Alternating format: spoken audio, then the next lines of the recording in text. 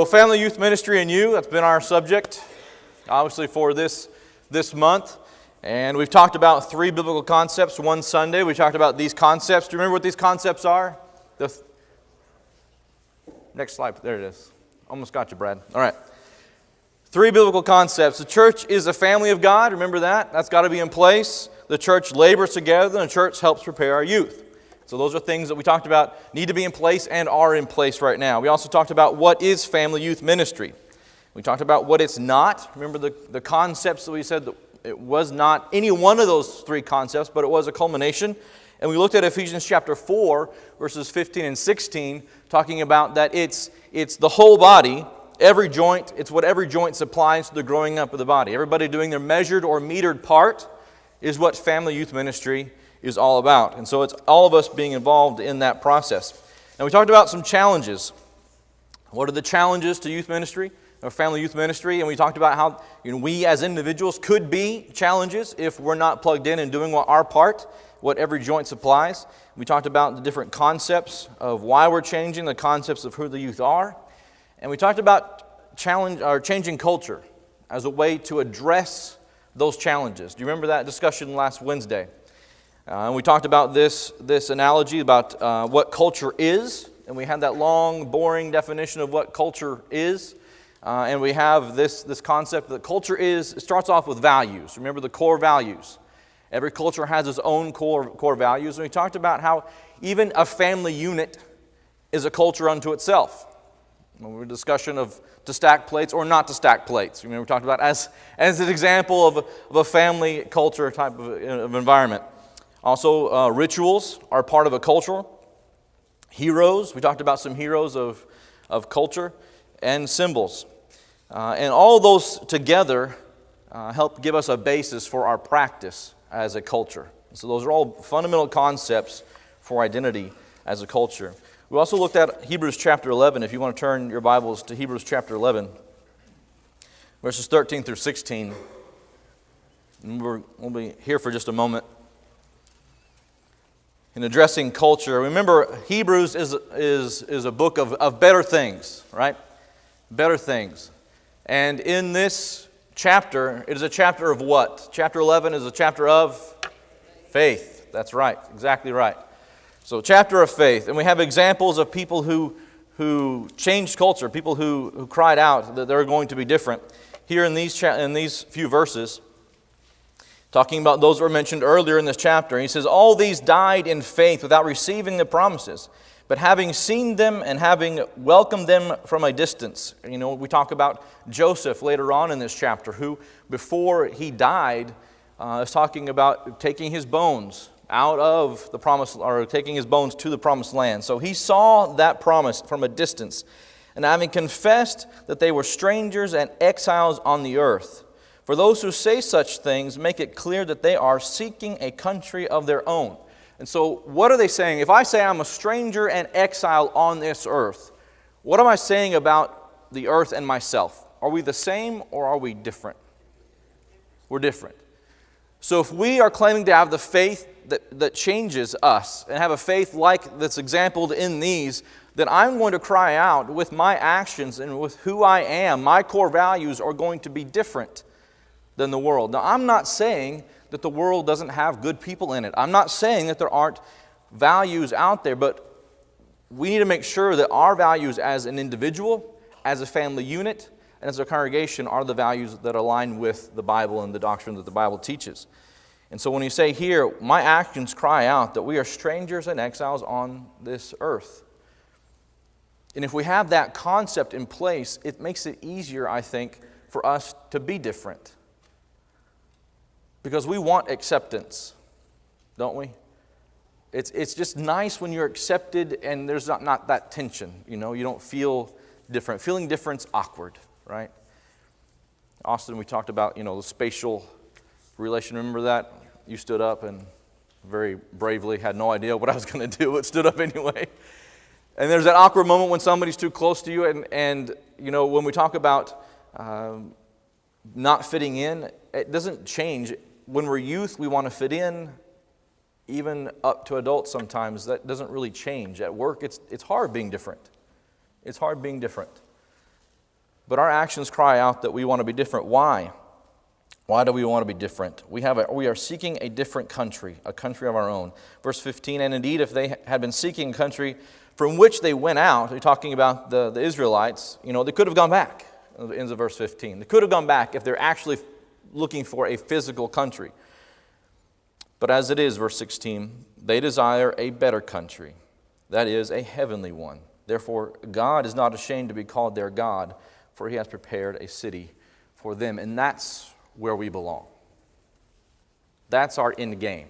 Remember, we've talked about this in our classes. That's our end game, that heavenly city. And if we set that as our sights, it makes it also a little easier to be different here. To be different here. And so Satan is always trying to get us to fit in. We talked about two individuals. Daniel. There wasn't anything that wasn't changed for Daniel. Do you remember that?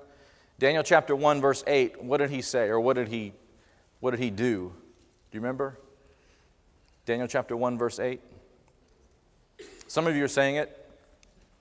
He purposed in his heart. He made up his mind that this was not going to change. This wasn't going to change. Paul in Philippians chapter 3, remember he talked about being a Hebrew of Hebrews, right? Hebrews chapter 3. And at the end of that discussion, he says he counted all of that, the pedigree, everything that he was preparing himself to do, he counted it for what? For rubbish, is what some of the translations say. It's a pretty strong word there in Philippians chapter 3. I'm not going to say it in church, what he said. But all of that counted for rubbish in comparison to being with Christ, or being in Christ. And so we need to make sure that we are changing culture. If you go to the next slide, Brad, just bring up the picture. There you go, right there. What is that? We're transitioning now into what we're going to be talking about. What is that? It's a rock. It's exactly right. It's got letters on it. If you look there to the right, it's on a path. This is actually, I think this particular rock is in Portugal. If I said Rome and Rhodes, will that clue you in a little bit what this might be? It's a milestone. That's exactly what it is, Joe. It is a milestone. The Romans set up roads throughout all of what was Rome. Yeah, that's an easy way of saying that, right? And where did all roads lead? To Rome. And we still know that. All roads lead to Rome. And so they would put on there who was the current Caesar and the distances between where you're going. And so this was a milestone. This was a milestone. We're going to talk about tonight milestones of faith. Milestones of faith. What I wanted to do for this idea of family youth ministry is give us something to look at. What is it going to look like? Right? We've been talking about concepts up until now. Tonight I want to show you what it's going to look like. And we're going to talk about milestones in a life of faith. And we're going to talk about this. And the idea of milestones or memorial stones are not strange to the Bible. If you look in Joshua chapter 4, and we've briefly looked at this before. In Joshua chapter 4, when they're crossing over the Jordan into the promised land, do you remember what happened in Joshua chapter 4? Joshua chapter 4, verses 2 through 7. And God's speaking here, said, "Take for yourselves 12 men from the people, 1 man from each tribe, and command them, saying, Take up for yourselves 12 stones from where out of the middle of Jordan, from the place where the priests' feet are standing firm, and carry them over with you, and lay them down in the lodging place where you will lodge tonight." And so Joshua called the 12 men whom he had appointed from the sons of Israel, 1 man from each tribe. And Joshua said to them, "Cross again to the ark of the Lord." And so the whole caravan of the people had crossed over. And the priests with the ark are still standing there. And he says, "You 12 guys go back and get some rocks out of the riverbed." All right? Get those rocks from where the priests are standing or where they're standing firm.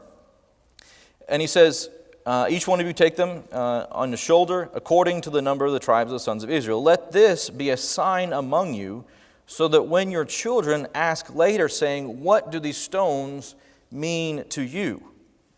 you shall say to them, 'Because the waters of the Jordan were cut off before the ark of the covenant of the Lord.'" Saying the waters were high, the waters were at a point where we could not cross. "And when it crossed the Jordan, the waters of the Jordan were cut off." So when the presence of God on earth, the ark touched the water, or went into the water was cut off. It stopped, and the people crossed. "So these stones shall become a memorial to the sons of Israel forever." They were to be a memorial. And so these stones were sort of a milestone on the path of the Israelites coming out of Egypt and all that they went through. And as they entered into the promised land, this became a memorial so that later on other generations would say, "What are those rocks for?" It's a memorial for what God had done. He had finished His promise. They had gone into the promised land. And so our lives have significant memorial stones in them, right? Memorial moments. Go to the next slide, Brad. There it is. A life of faith. And that's probably not the snazziest picture for an idea of milestones, but it's what I could do. At least it's not crayons, right? So here we are, have milestones on a life of faith. And if we're talking about a life of faith, what's our first milestone?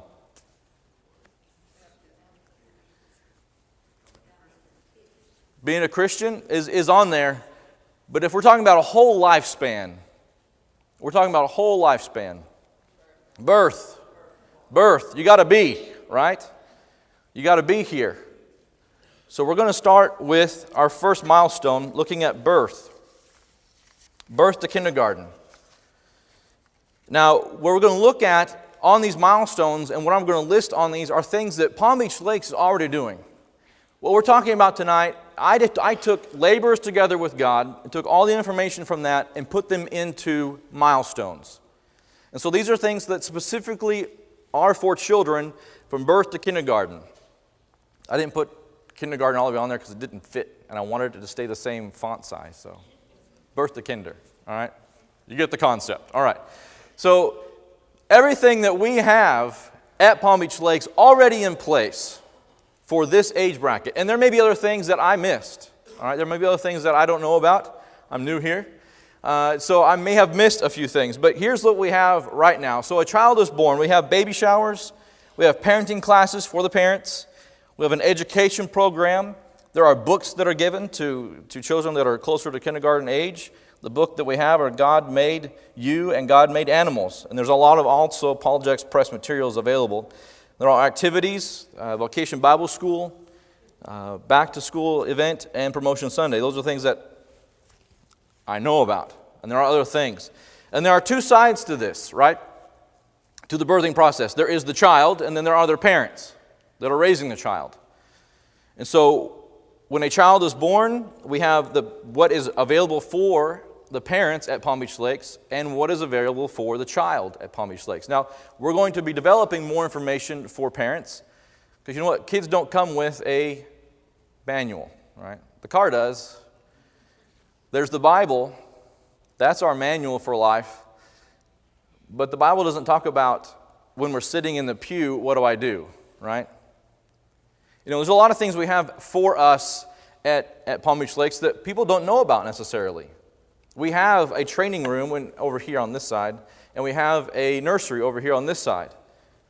Those are available, but some parents don't even know what those are for or how to use them. Now, when Vivian was growing up here, some of you may remember me taking Vivian out and walking down this aisle. Some people are shaking their head. Yes, I remember that. And some of you were nice enough to come up to me and say, "I thank you for doing that, training Vivian." Because what was happening with Vivian was this. Parents, you know what that is? It's a clash of wills. Who's going to win? In this corner, we have a child weighing at 12 pounds, right? And that's what happens, right? That's what happens with children in the pew. So Dan's up here preaching, or whatever's going on up here, and there's a battle in the pew. Who's going to win, right?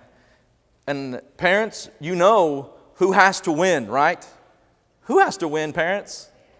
Parents must win. Because we're our children. down here. Now, if parents don't win when they're small, guess what's going to be difficult when they get bigger? It's going to be a bigger battle. They're going to be heavier in that corner, right? Because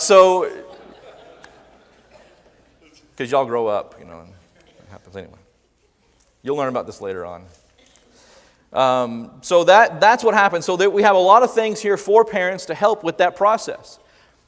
And we're going to talk about that and develop some information for parents on that to help them, because we are here to help, right? We're not here to sit in the pew and say, man, I wish they'd take that kid out. Don't they know? They may not know. How many of us were raised sitting in a pew? How many of us were not raised sitting in a pew? All right.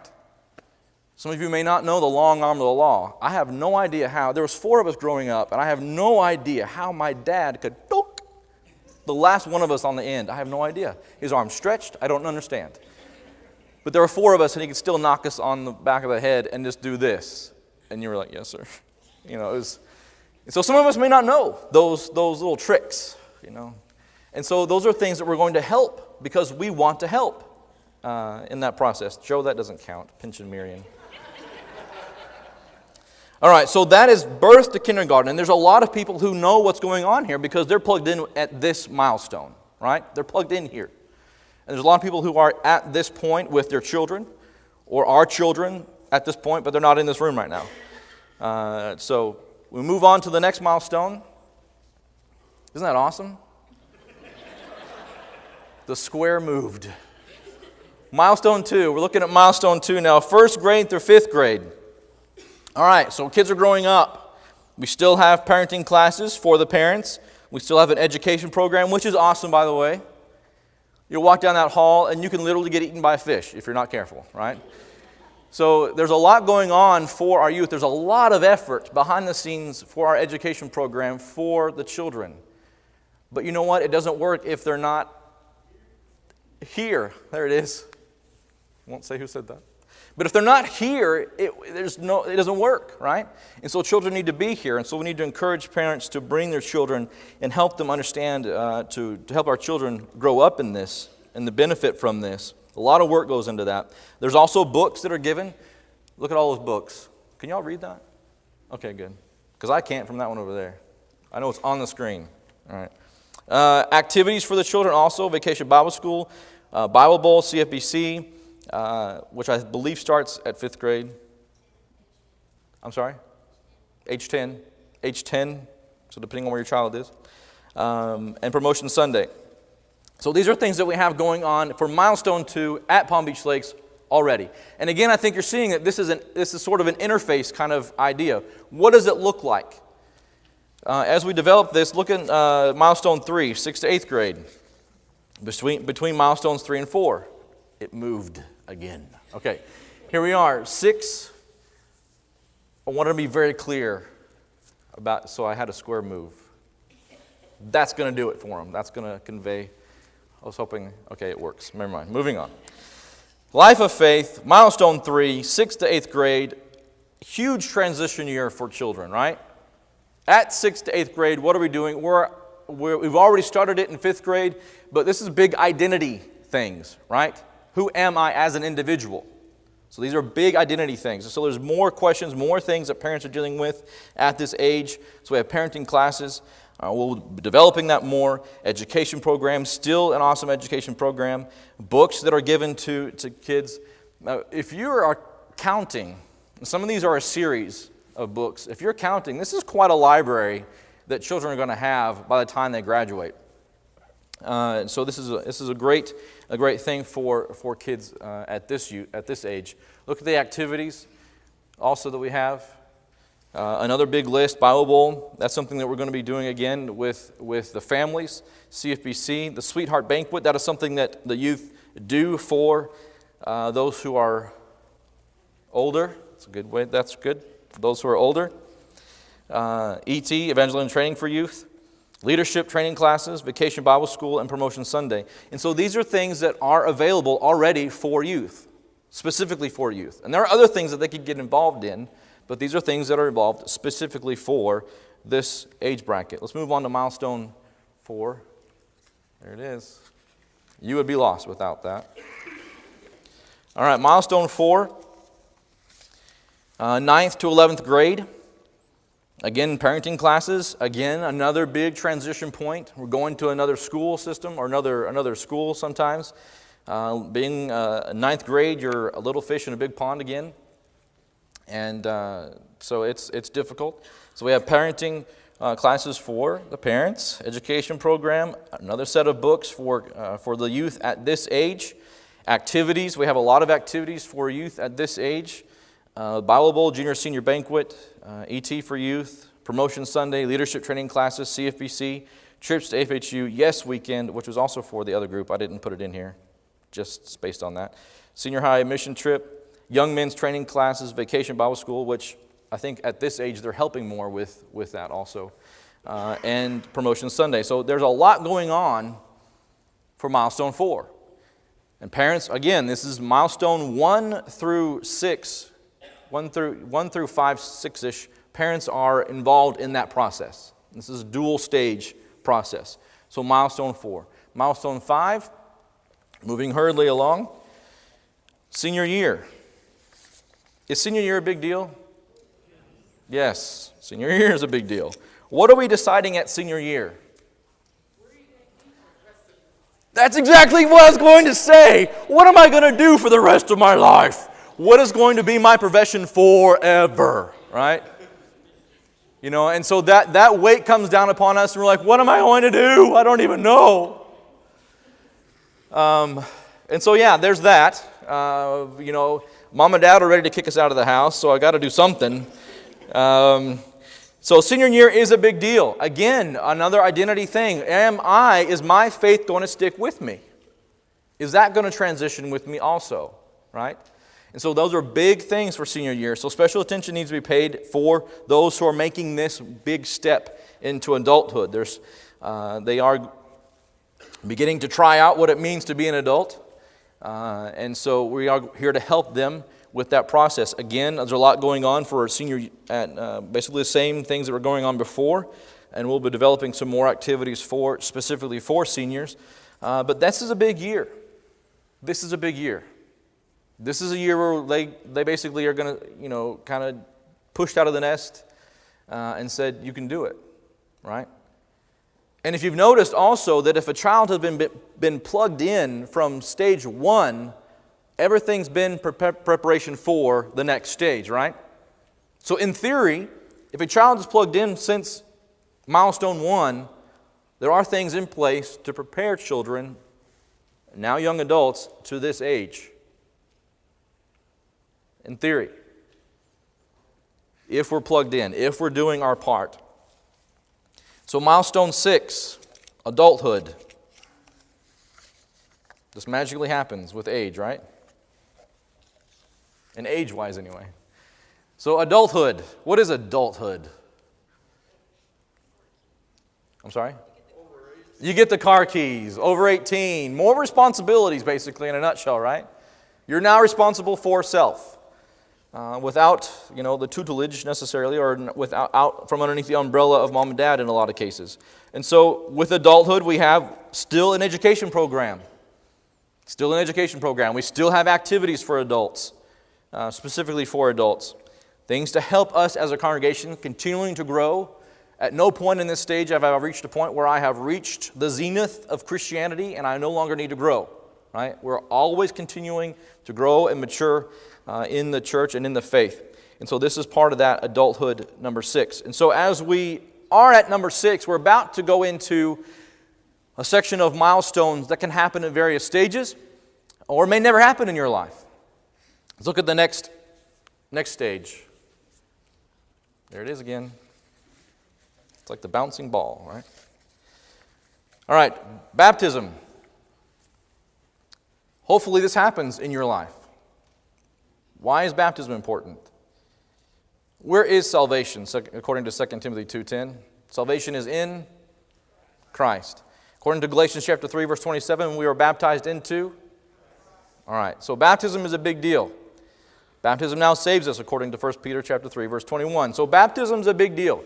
So at some point, and this can happen, baptism can happen for as young as 10, 11, 12 has happened before, junior high, senior high, or adulthood. Somewhere in that life, in that span, that can happen. All right, so this is one of those milestones that moves around, okay? So when somebody's baptized, we have new convert lessons, we have orientation classes, and the assimilation process. In some cases, with somebody who is baptized who hasn't been here before, somebody who's fresh from outside, so to speak, then there is an assimilation process to introduce them into what is the church, because they have no real concept. And so that's where part of this milestone concept helps, to show them here's where you are on your life of faith. It is something visual to show to people. And it's also something visual to show to families when they move into the area and they want to place membership with Palm Beach Lakes. And we say, here's what we can provide for you and help in your process and growing up in the faith or in your life of faith. And so we have this assimilation. Look at number 8, marriage. There it is. We probably could have done without that at this point, right? Marriage. All right. This may not be in everybody's game plan. All right? For some people, marriage is game over, right? For some people, I said no. All right. I have a whole series of jokes I thought about saying, but if you want to hear them, well, that's an after class deal. All right. So marriage, again, this is in that adult number 6 milestone concept, but this is another milestone that moves around. You may not get married, but if you choose to get married, we have, and is available from Dan and David and myself, premarital counseling. There are marriage classes from time to time and marriage seminars that we plan to have on a more regular basis to help with marriages. Do marriages need help? Yes, I think that was pretty resounding yes. Marriages do need help. There is premarital counseling, there is postmarital counseling, and there's counseling, in between. There's a lot of information out there, and marriages need help sometimes. We need help with the concept of two becoming one, right? And what that means, and what that looks like. And again, every marriage is a culture unto itself, but the church needs to be here to help. I think it's interesting that in Paul talking about the older women helping the younger wives to love their husbands. You read that and it's like, they should love their husbands, right? And so, I don't know, maybe it's a cultural thing that I'm missing out on, but there is that concept of the older helping the younger. Even the older men need to be examples to the younger men, All lives or all marriages go through a cycle, don't they? What's the first one?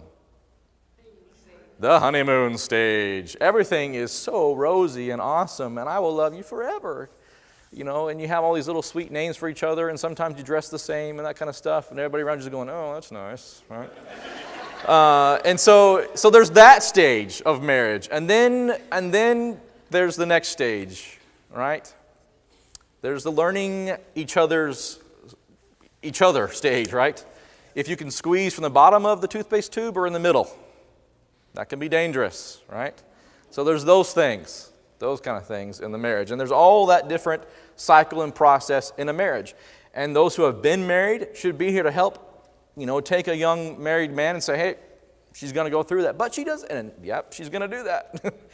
But here's what you need to do. And so there's that kind of mentoring that needs to be involved as a body. We need to be involved. Everybody doing their measured part. And so that's milestone 8 with marriage. What about 9? And this is one that we don't talk about a lot. We might stay here for just a few minutes. Look at 9. What about being grandparents? Did your lives change when you became grandparents? Bible's saying, yes, my life changed. Yes, life changes when you become a grandparent, from what I understand. All of a sudden, children don't do anything wrong, apparently, when you become a grandparent. I've heard my dad say this. He said, the things that were important when we were raising you just aren't that important anymore. And it's like, it took you this long to understand what I was telling you from the very beginning, right? What does the Bible say about grandparents, or the concept at least as the next generation? Look at Psalm chapter 78. We've looked at this before. Psalm chapter 78.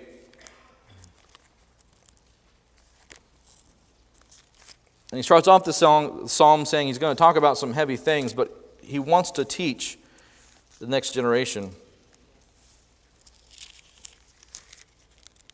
If I can find it fast enough.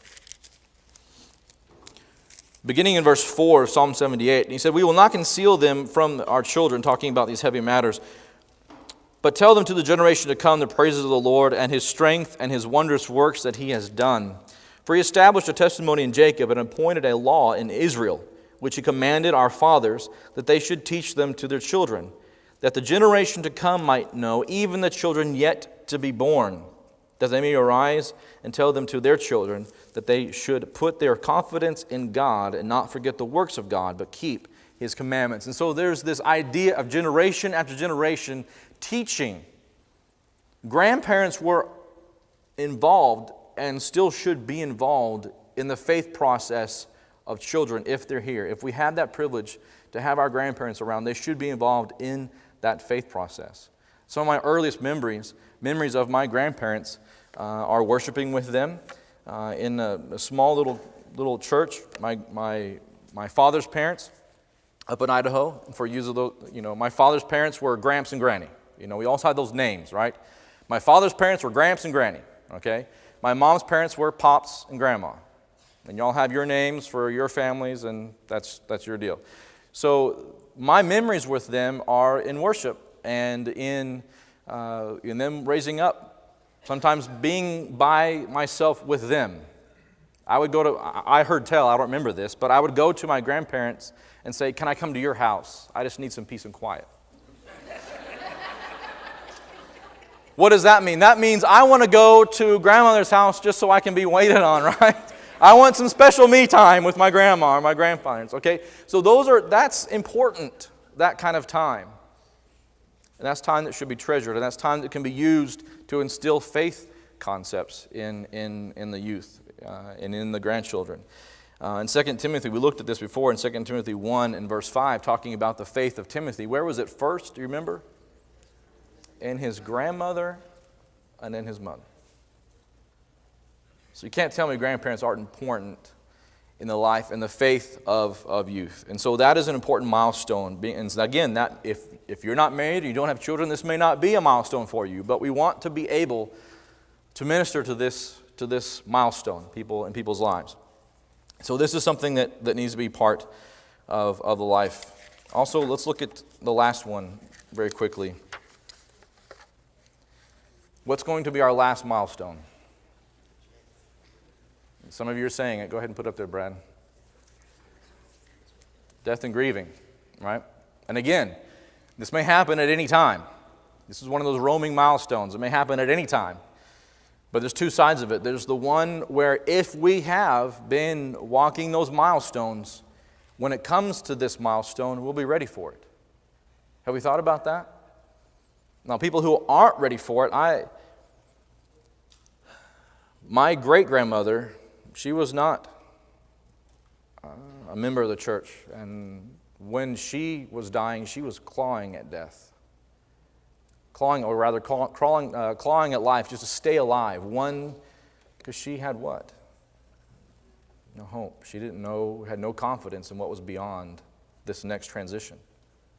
Because death is a transition. For us who say we're exiles here, and we cry that out, we're exiles here, death is going home, right? And so it can be seen as a friend and rather a foe. We have victory over death, is what the Bible tells us. And we can look at death and say, I'm ready to go home. What did Paul say about death? He said, I'd rather go right now, but it's better for you that I stay right now. And at the end of life, if we've lived and passed through these milestones, at the end of life, wouldn't it be awesome to be able to say, I fought the fight, and I've kept the faith. I'm ready to go home. We want to help every one of us be at that point. And it not be, and there will be grieving. It's a loss for us who stay here. There's a hole in our lives. There's a void in our lives from where that person was. And it takes time to get over that. And we want to develop something to help people who are grieving. The grieving process isn't just a couple months. The grieving process is years. And there's not a lot in place right now for us to help people who are grieving from a loss. And a lot of us don't know what to say, do we, sometimes? We want to comfort. We want to be there with them. And sometimes saying nothing at all is enough if we're there. But we want to be able to help. And so that is another milestone that we want to be able to help people with.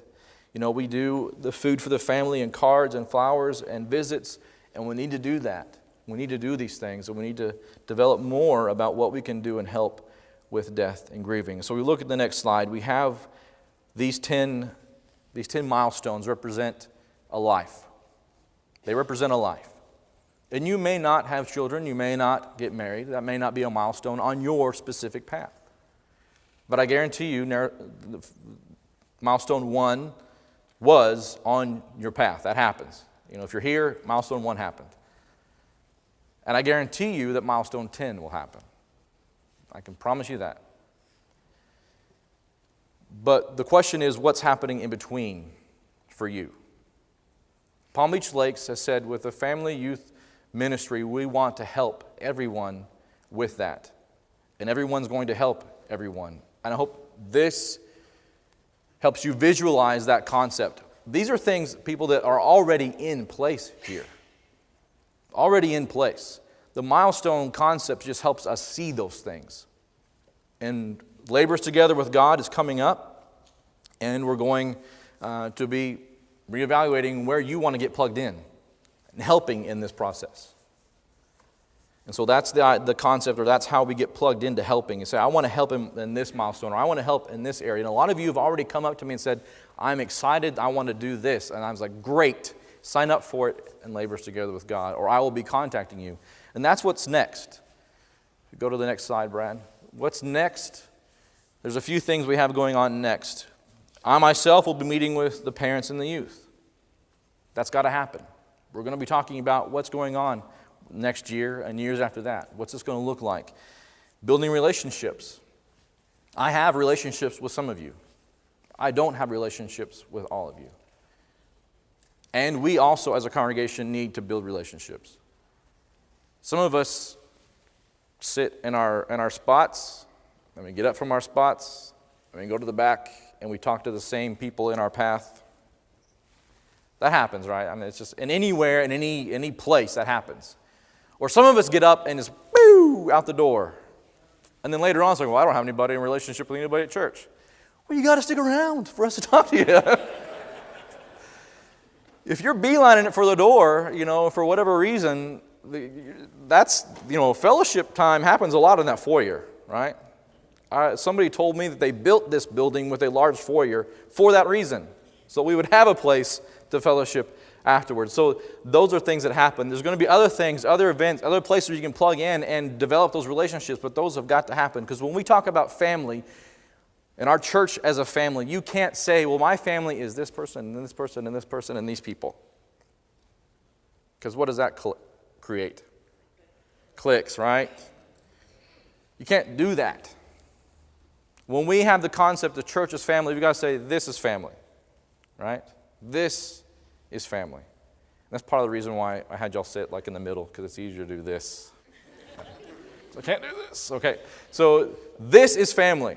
This is family, not this. So we can't just pick who we want to be in our family. Does anybody get to pick who they want to be in their family? I know I didn't. All right. We need to recruit people. I will be coming to you. I will be headhunting and recruiting people for specific jobs. Some of you have already talked to about specific ideas and things I want your help with. Because this is not, Josh isn't doing all this. Okay, so we're going to be working together on this. And so I'll be headhunting and recruiting, and you need to be signing up for those things in Labors Together with God. And, the deacon that's in charge of that, hunt him down and say, man, put me in this place. I want to be in this. We'll be putting together some literature so you can see what this looks like. You can be handing this out to people. We can be using it when visitors come, and we can say, here's what we offer our youth, and here's what we offer families, and here's how we're going to help you in your life of faith. That's what we want to be able to do. And we need to distribute that information and make that available to everybody. So we know where we are. We know where we're plugged in. We know where we are on that path. And we know what's expected of us. And we know what we're going to be preparing for. And we know where our end is. We know where our end game is. Questions? Silence. Does the concept, do we understand the concept? Is it? Okay.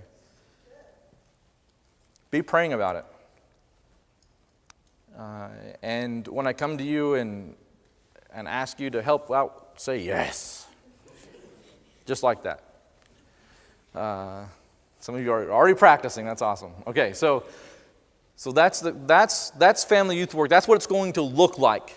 We started off talking about fundamental concepts that are already in place. We talked about the challenges. We talked about culture needs to change. And here's what it's going to look like. All right? Now, what's awesome and what I've been telling and jumping up and down about from the very beginning is that what? It's already here. Did y'all time that? It's already here. It's already here at Palm Beach Lakes. And that's what's exciting. And so we're going to be working on this together. Questions, comments, shout-outs, anything? I'm sorry? Hooray! Awesome. That's a shout-out right there. Hooray. All right. Well, I want to challenge you to be praying about it, be thinking about this, and when we get this information out to you, get plugged in with your milestone. Thank you.